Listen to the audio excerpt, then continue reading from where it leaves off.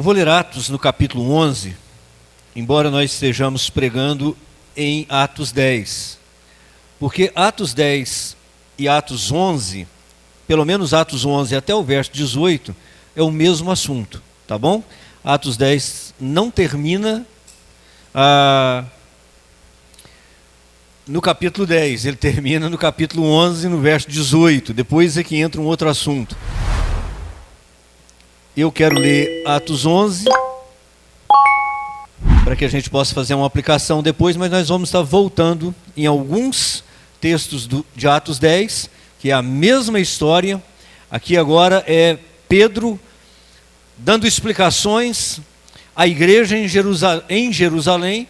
Por que Pedro entrou na casa de Cornélio? Por que Pedro batizou Cornélio? Por que Pedro ficou na casa de um gentil, de um imundo, não é? E Pedro então vai dar explicações. Todos acharam aí? Atos capítulo 11? Os apóstolos e os irmãos de toda a Judéia ouviram falar que os gentios também haviam recebido a palavra de Deus.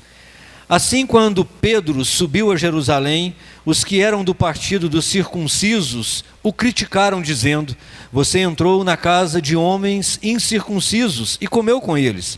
Pedro então começou a explicar-lhes exatamente como tudo havia acontecido.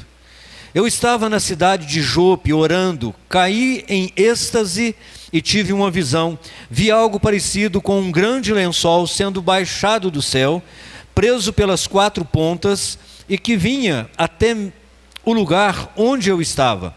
Olhei para dentro dele e notei que havia ali quadrúpedes da terra, animais selvagens, répteis e aves do céu. Então ouvi uma voz que me dizia: levante-se, Pedro, mata e coma. Eu respondi: de modo nenhum, Senhor. Nunca entrou na minha boca algo impuro ou imundo. A voz falou do céu pela segunda vez: não chame impuro o que Deus purificou. Isso aconteceu 3 vezes e então tudo foi recolhido ao céu. Na mesma hora, chegaram à casa em que eu estava hospedado 3 homens que me haviam sido enviados de Cesareia. O Espírito me disse que não hesitasse em ir com eles. Estes 6 irmãos também foram comigo e entramos na casa de um certo homem.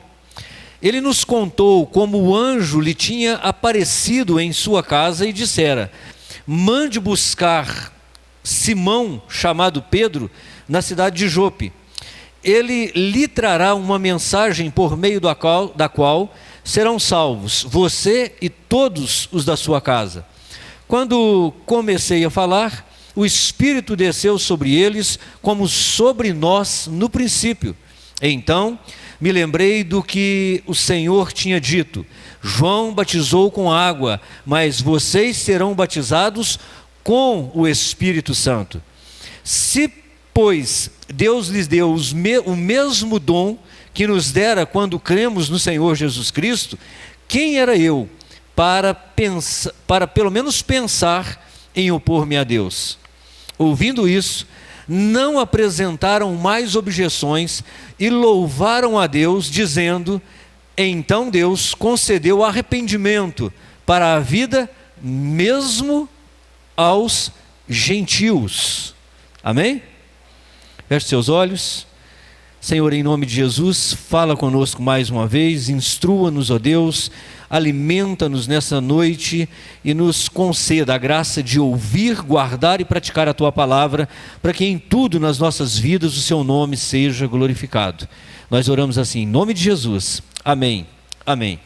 Meus queridos, como os irmãos já sabem, nós estamos em uma longa caminhada pelo livro de Atos, Atos dos Apóstolos. E pelo menos para mim tem sido muito edificante, eu tenho crescido, tenho aprendido muito, e espero que os irmãos também tenham sido edificados com as mensagens desse livro. Atos é um livro extraordinário, é um livro empolgante, vibrante, cheio de relatos bíblicos que são emocionantes, são riquíssimos, de várias maneiras. Nós aprendemos muito com cada experiência dessas que está relatada no livro de Atos. Na semana passada nós aprendemos com Cornélio. Lembra Cornélio, centurião, esse que Pedro vai à casa dele para pregar uma mensagem da parte de Deus? Vimos que Cornélio era um homem temente a Deus, um homem reto, um homem justo, um homem de oração, um prosélito convertido ao judaísmo, um homem que tinha tantas qualidades, tantas características, e características essas que deveriam ser encontradas em todos os cristãos.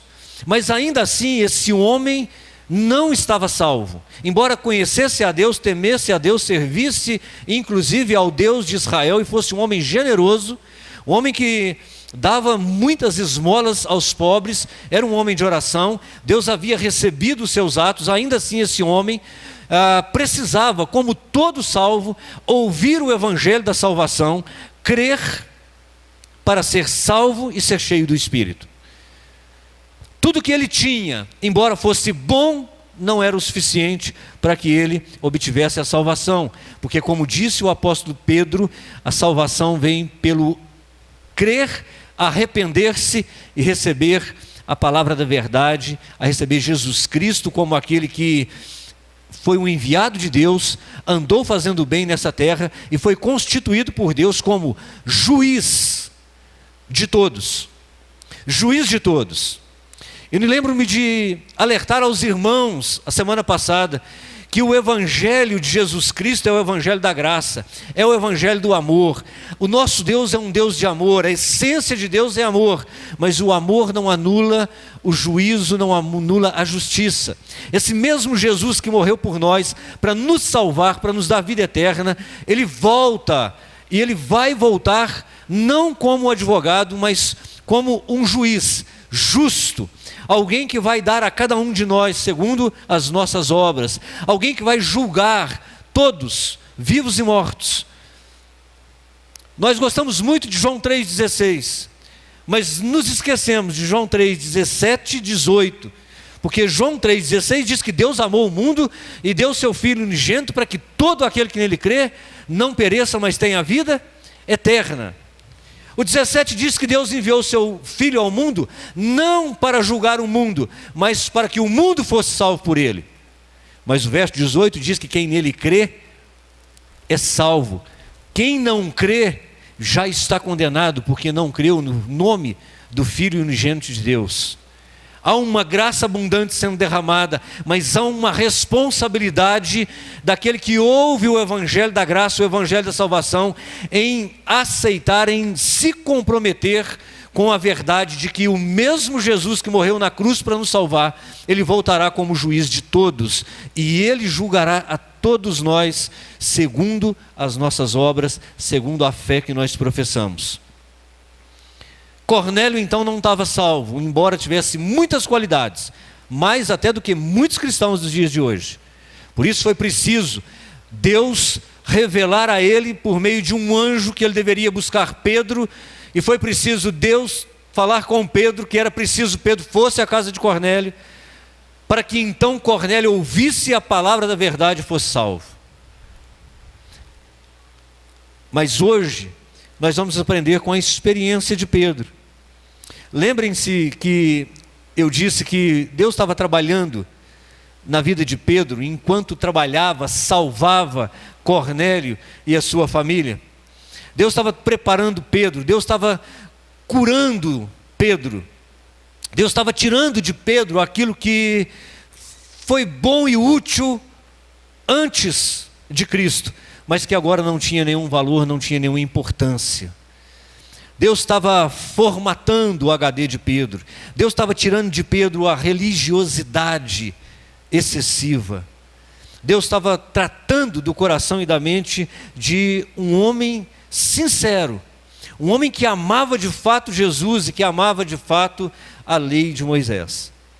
Meus irmãos, é muito comum nos dias de hoje pessoas se converterem a Cristo e quererem trazer para o cristianismo atitudes, preceitos, regras da sua antiga fé, da sua antiga religião.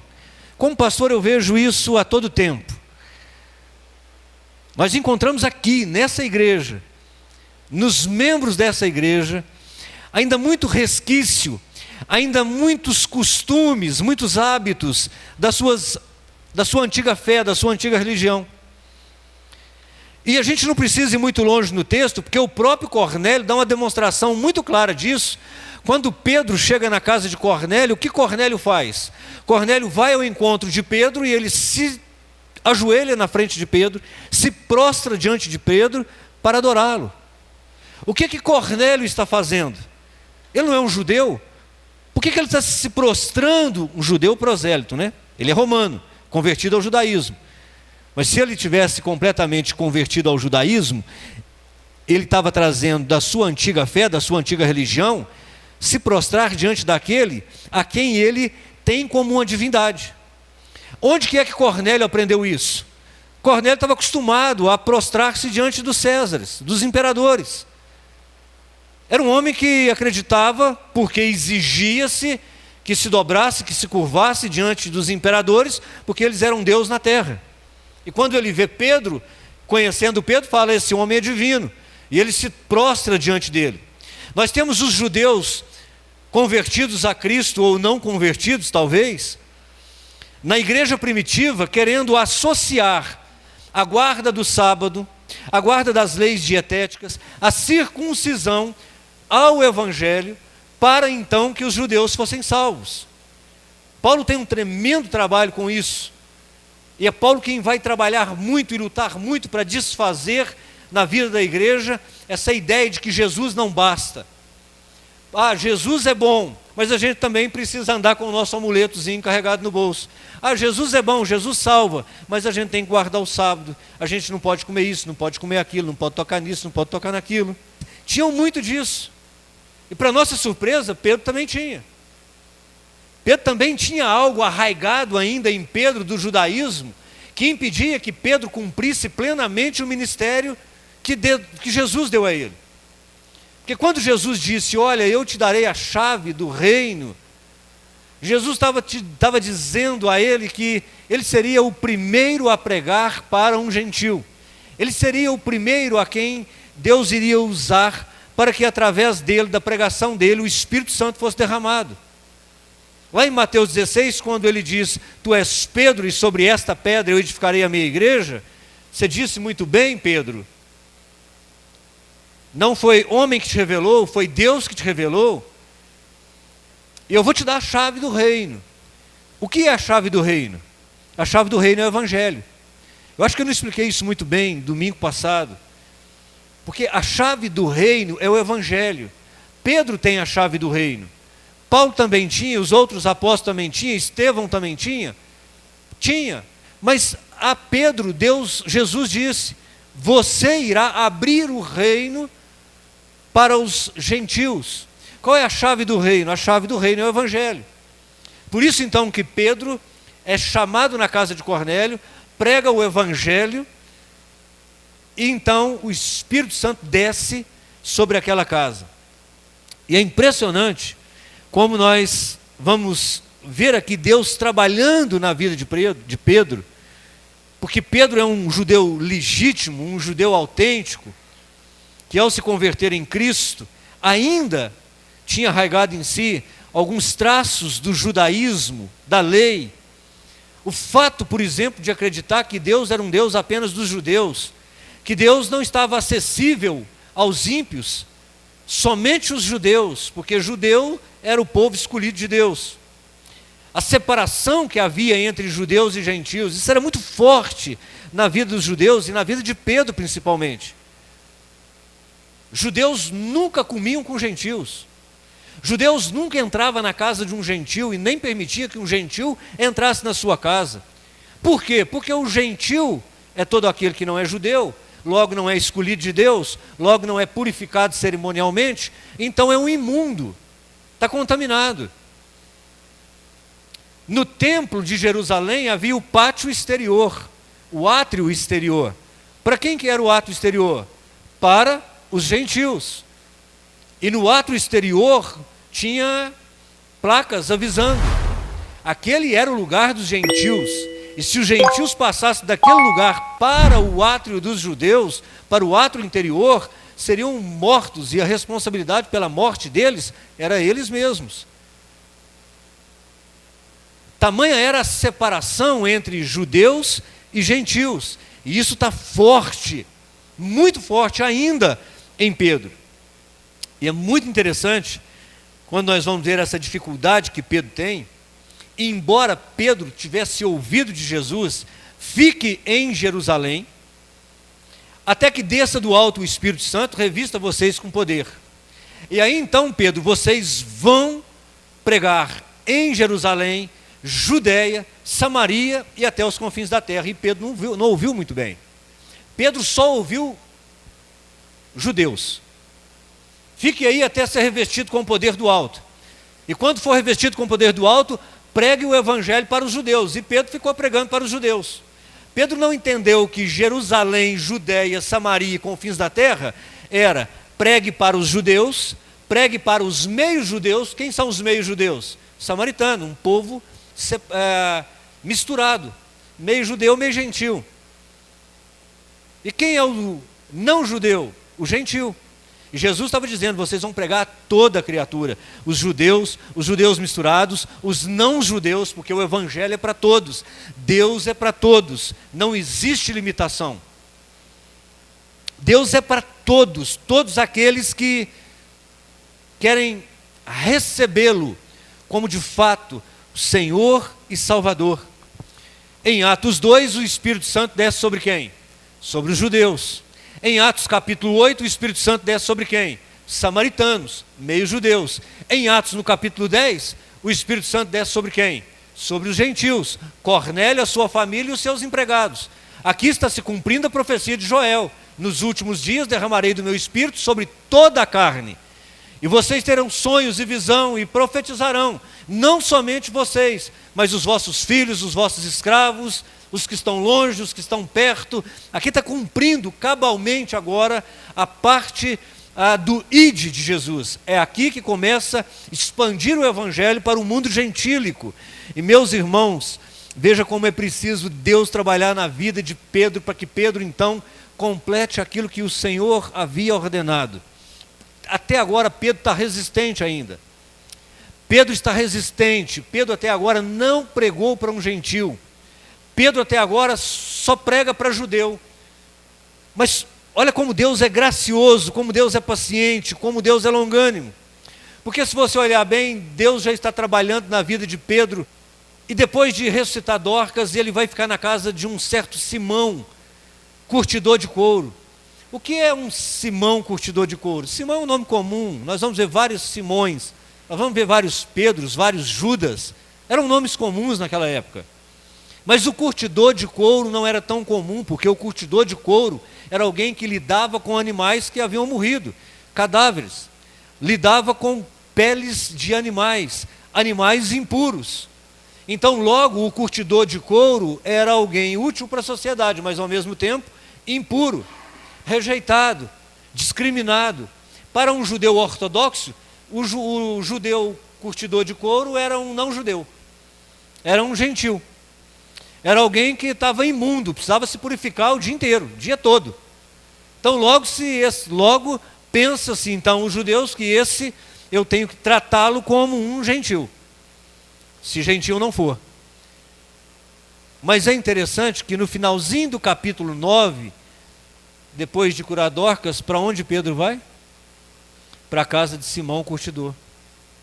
E é muito interessante isso, meus queridos, porque é lá na casa do Simão, imundo, curtidor de couro, rejeitado por judeus. E eu penso que Pedro está pensando assim, eu não sei o que eu estou fazendo aqui neste lugar. Você já teve como crente assim num lugar que você fica pensando assim, meu Deus, o que eu estou fazendo aqui? Esse povo é idólatra. Meu Deus, o que eu estou fazendo aqui? O pessoal está bebendo cerveja. Meu Deus, o que eu estou fazendo aqui? Esse cara é espírita. Meu Deus, o que eu estou fazendo aqui? Esse pessoal aí é macumbeiro, mexe com macumba. E você fica ali constrangido, como se você não estivesse no lugar aonde você deveria estar. Eu imagino que Pedro está mais ou menos desse jeito. Mas é interessante que aqui na casa de Simão, Da hora do almoço, o almoço não está pronto, Pedro está com fome. Pedro então sobe para o terraço e vai orar, porque é a hora sexta, é meio-dia. E então na sua oração, Pedro então entra em êxtase e ele tem uma visão que vem do céu. Um lençol, ou algo como um lençol, cheio de todo tipo de animais. E havia animais impuros, imundos, e uma voz fala com Pedro: Pedro, levanta, mata e come.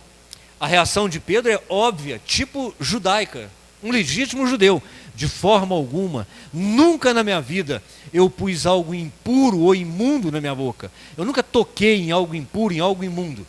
E é interessante que no texto a gente vai perceber que Pedro é bastante contundente na sua convicção. Porque Pedro tem uma sensibilidade extraordinária para ouvir a voz de Deus. Mas o texto diz que por 3 vezes Deus teve que insistir com Pedro. 3 vezes: Pedro, mata e come. Pedro, não tornas impuro aquilo que eu já purifiquei, aquilo que Deus purificou. Pedro é insistente. 3 vezes. E a gente fica lembrando do quanto 3 é importante na vida de Pedro. 3 vezes negou Jesus. 3 vezes Jesus falou com ele: Pedro, tu me amas? Sim, Senhor. Pedro, tu me amas? Sim, Senhor. Pedro, tu me amas? Senhor, o Senhor sabe que eu te amo. Então apacenta as minhas ovelhas. E aqui por 3 vezes, Pedro não torna impuro aquilo que eu purifiquei, aquilo que Deus purificou. Pedro vê os céus abertos e descer algo semelhante como um lençol. E é interessante que essa voz então fala com Pedro, mas Pedro resiste à voz por um tempo. E logo o lençol é retirado e ele volta para os céus. Mas Pedro ainda está pensando: que revelação é essa? Que mensagem é essa? O que é que Deus está querendo falar comigo? Que negócio é esse? Será que isso é uma provação ou isso é uma tentação? Porque Deus jamais mandaria eu comer alguma coisa impura porque está na lei, ou esse é o costume judaico. Não devemos fazer isso. Mas Pedro ainda está pensando no que faz com isso. Pedro ainda está constrangido de estar na casa de Simão. Mas Pedro cede aos apelos de Deus. Pedro vai agora abrir mão do seu orgulho espiritual, religioso. E enquanto Pedro estava ali pensando no que estava acontecendo, ele então vai encontrar com os 3 homens que Cornélio havia mandado para buscá-lo. E Pedro então desce e disse: sou eu que vocês estão procurando, entrem, fiquem aqui até amanhã a gente vai. Mas é interessante que Pedro ainda vai pensando: que visão é essa? O que é isso? O que Deus está querendo comigo? Mas é quando chega na casa de Cornélio que a ficha cai e tudo se clareia diante de Pedro. Porque Pedro chega lá e pergunta para Cornélio: Cornélio, o que você mandou me chamar para quê? Cornélio disse: olha, apareceu ontem aqui às 3 horas da tarde, enquanto eu estava orando, como de costume, e esse anjo falou comigo para mandar te chamar, que você iria nos dizer algo. Então nós estamos aqui na presença de Deus reunidos para ouvir o que você tem a dizer, Pedro. E Pedro então começa a pregar, e diz o texto que nós lemos, Pedro contando para a igreja em Jerusalém, que mal ele começou a falar e o Espírito Santo desceu sobre aquele povo e batizou todo mundo, encheu todo mundo com o Espírito Santo, e eles começaram a falar em outras línguas. E logo um tempo depois, Pedro mandou batizar todos eles nas águas, em nome de Jesus. E aí eu abro um parênteses só para te lembrar que Pedro diz que eles foram batizados assim como Pedro foi batizado no princípio. Qual é o princípio? O dia de Pentecostes. O que aconteceu no dia de Pentecostes? O Espírito Santo desceu, encheu todo mundo, batizou. Eles falaram em outras línguas.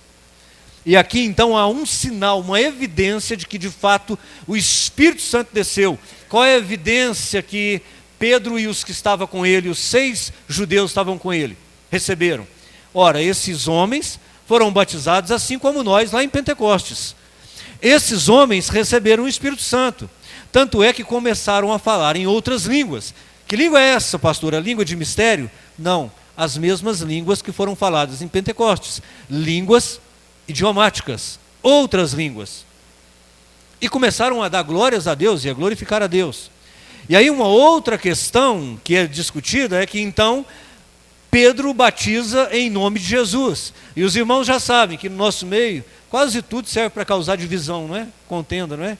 E aí tem gente que já tem uma outra igreja, uma outra religião, porque batiza com o Espírito Santo ou não batiza com o Espírito Santo, tem a segunda bênção ou não tem a segunda bênção, fala em línguas ou não fala em línguas, batiza em nome do Pai, do Filho e do Espírito Santo ou batiza em nome de Jesus? Porque Pedro já batizou em nome de Jesus, era o costume de Pedro.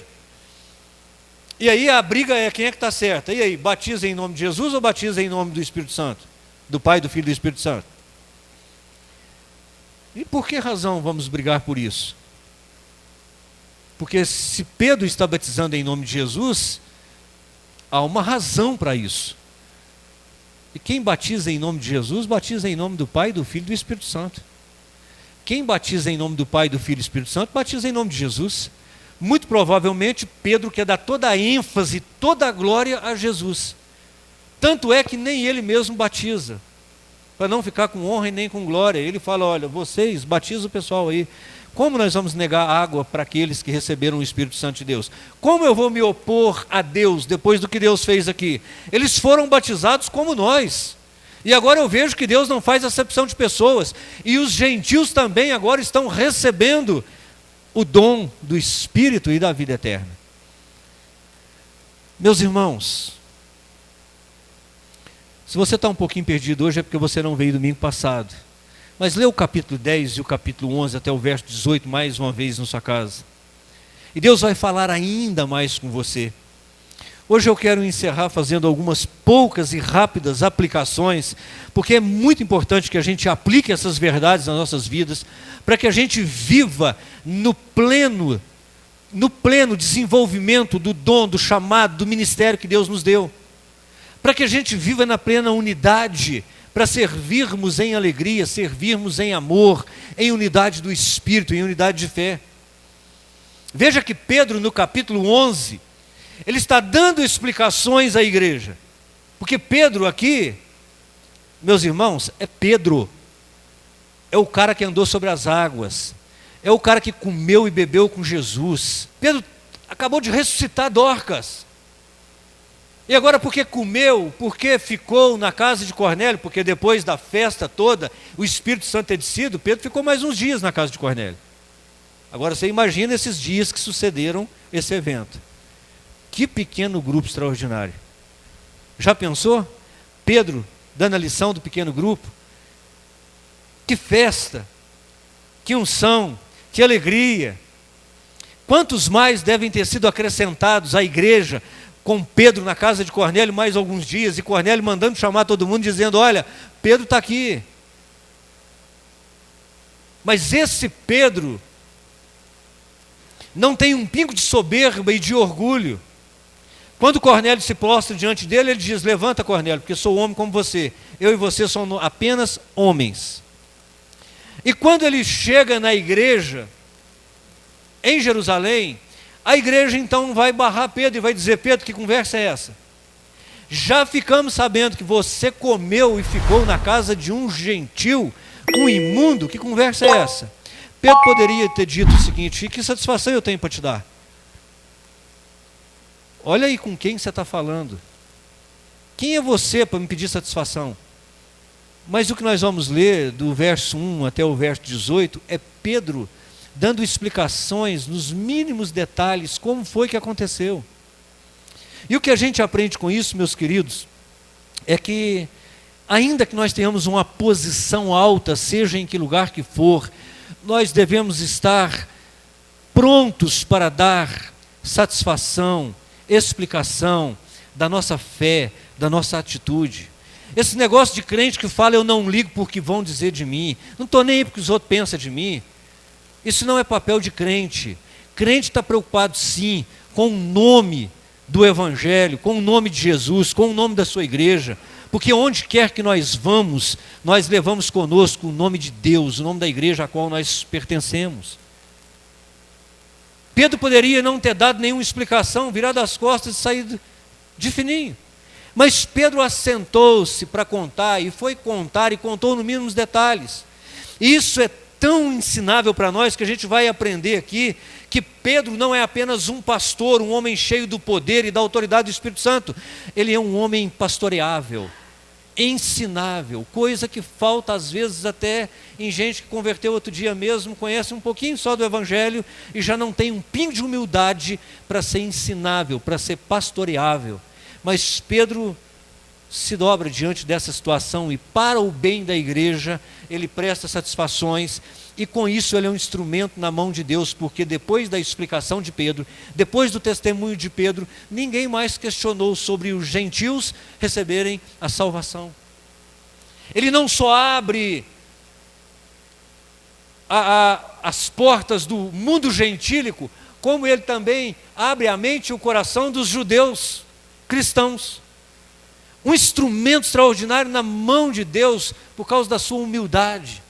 Embora tenha resistido um pouquinho, seja um pouquinho cabeça dura, mas depois ele viu que Deus não rejeita ninguém, Deus não faz acepção de pessoas.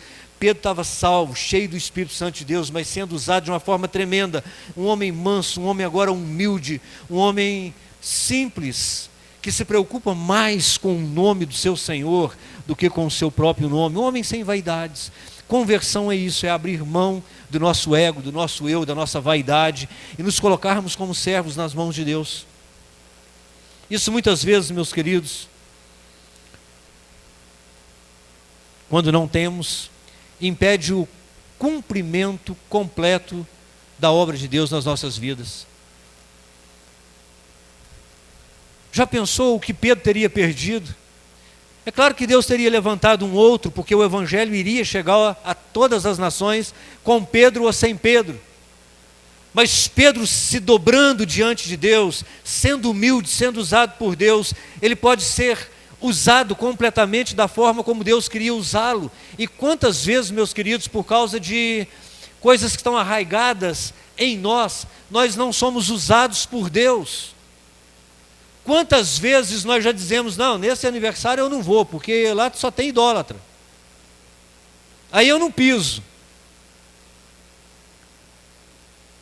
Quantas vezes nós discriminamos, nós repugnamos pessoas que não têm a mesma fé, a mesma formação teológica que nós temos. Quantas vezes nós deixamos ser um instrumento nas mãos de Deus, simplesmente porque nós nos achamos santos demais, puros demais, para ir a tal lugar, para falar com tal pessoa, para pisar em tal lugar. Enquanto Deus está querendo que nós sejamos luz no meio das trevas, sal no meio de uma geração perdida. Eu não estou falando com você para você frequentar um mundo como os mundanos frequentam. Eu estou falando para você ser luz e sal, como Pedro foi na vida de Cornélio e de tantos outros. Ser um instrumento nas mãos de Deus, observar o que tem em nós, que Deus nos use, e ser sinceros diante de Deus, e deixar com que Deus nos purifique de fato, nos transforme de fato. Estou te dizendo que nós precisamos ouvir a voz de Deus falando conosco, e ter coragem de obedecer. A obra de Deus nessa terra é salvar os perdidos, e edificar os salvos em Cristo Jesus. Nós precisamos estar abertos para isso, meus irmãos. Segunda coisa que nós aprendemos é que Deus não faz acepção de pessoas. Então Pedro começou a falar, agora eu percebo verdadeiramente que Deus não trata pessoas com parcialidade. Deus não faz acepção de pessoas. Deus vai salvar todo mundo independente do que elas sejam ou do que elas façam? É claro que não, porque a salvação está muito clara na Bíblia Sagrada, que é pela fé em Cristo Jesus. E fé nos leva à obediência. Se eu creio, eu obedeço. Se não obedeço é porque não creio.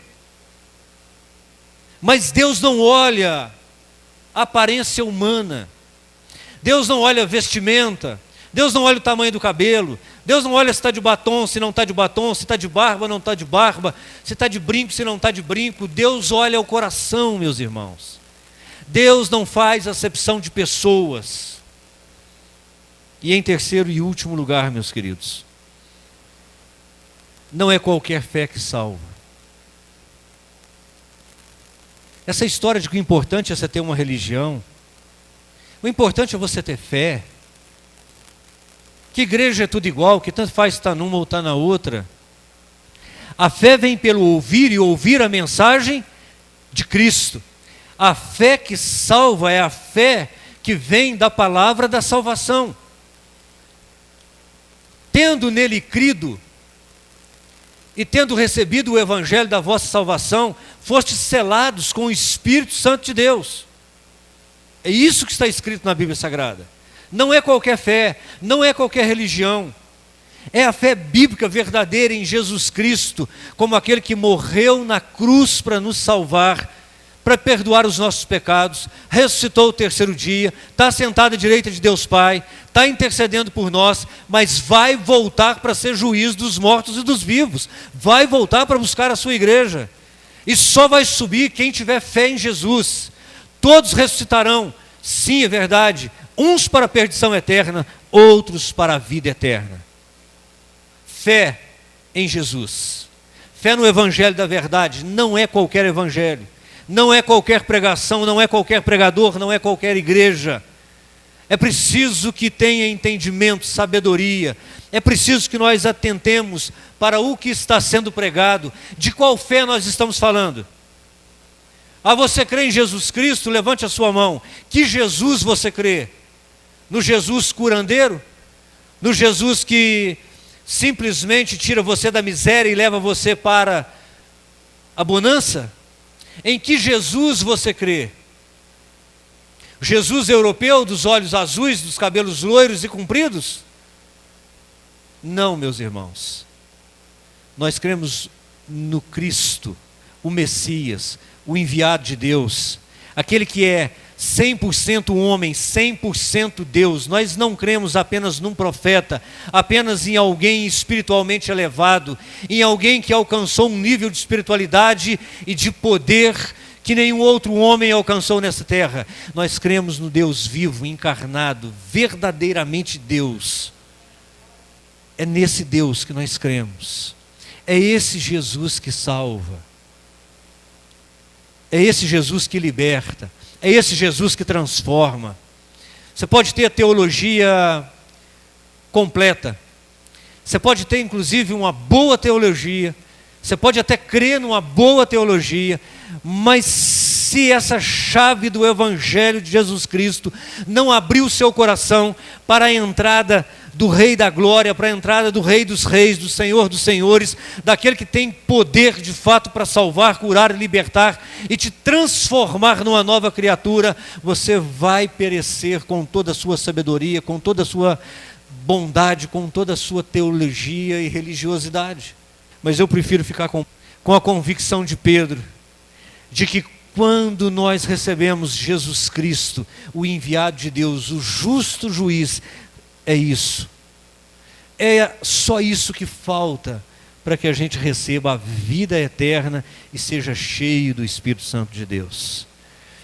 Que o Espírito Santo de Deus e a palavra de Deus consiga abrir o seu coração e colocar no seu coração a verdade, mas a verdade do Evangelho, não a verdade de uma religião, não um conceito filosófico, não uma boa religião, mas uma palavra da verdade que esmiuça, que arranca todo o conceito humano, religioso, filosófico, todo o achismo do seu coração e imprima com toda a força o poder do Evangelho. Porque o Evangelho de Jesus, meus irmãos, é o poder de Deus para a salvação de todo aquele que nele crê. Amém? Não é para entreter igreja, não é para fazer ninguém se sentir bem, não é para fazer ninguém se sentir bem, emocionalmente bem, espiritualmente bem, mas é para nos confrontar, para nos animar, para nos exortar, para nos fazer perceber quem nós somos, quem Ele é, o que Ele veio fazer e para onde nós vamos, se nós assim o aceitarmos. Eu quero te convidar para ficar de pé. Quero te convidar para fechar os seus olhos agora. E você que não tem certeza da sua salvação, talvez há aí ainda um resquício religioso que diz que você tem que fazer por merecer. Que isso caia por terra em nome de Jesus, porque Jesus já fez tudo o que precisava fazer na cruz do Calvário. Lá consumou-se toda a obra de Deus aqui nessa terra. A fé vem pelo ouvir. A salvação vem pela fé.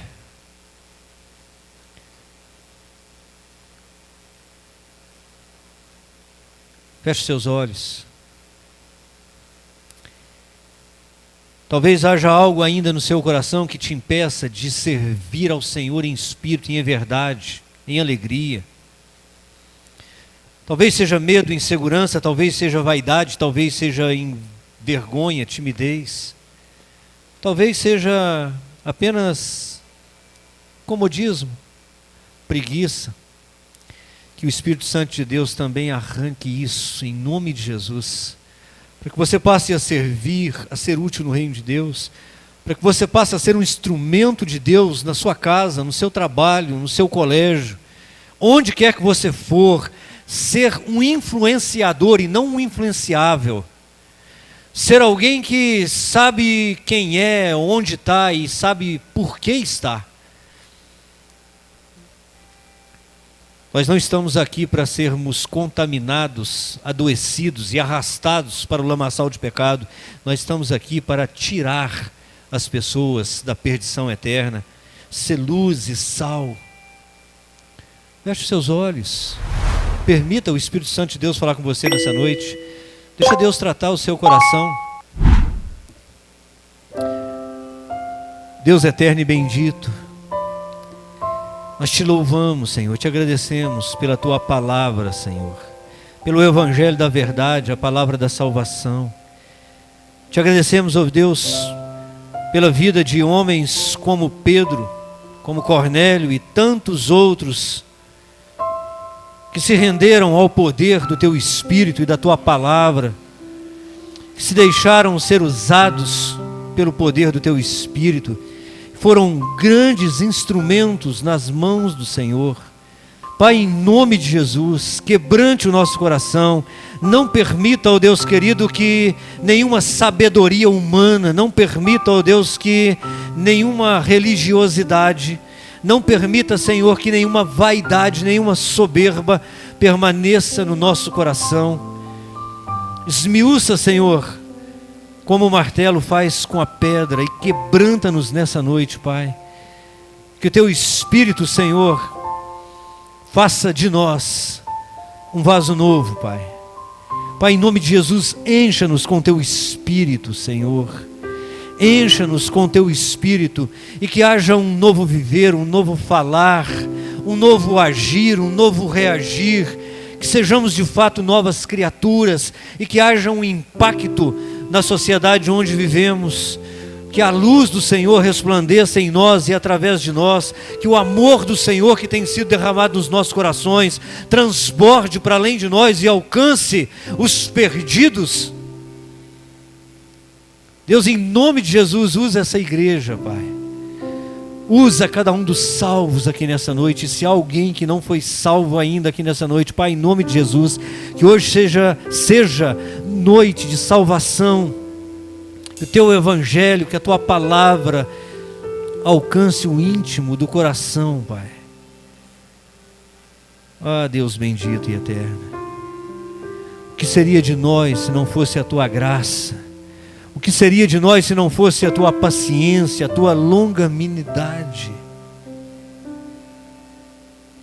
Muito obrigado por ter nos dado mais esse dia. Muito obrigado por ter nos dado mais essa oportunidade de nos reconciliarmos com o Senhor, de abandonarmos a vida de pecado, de voltarmos para o Senhor, de nos colocarmos diante do Senhor, ó Deus, com um coração quebrantado e dizermos: Senhor, usa-nos, ó Deus querido.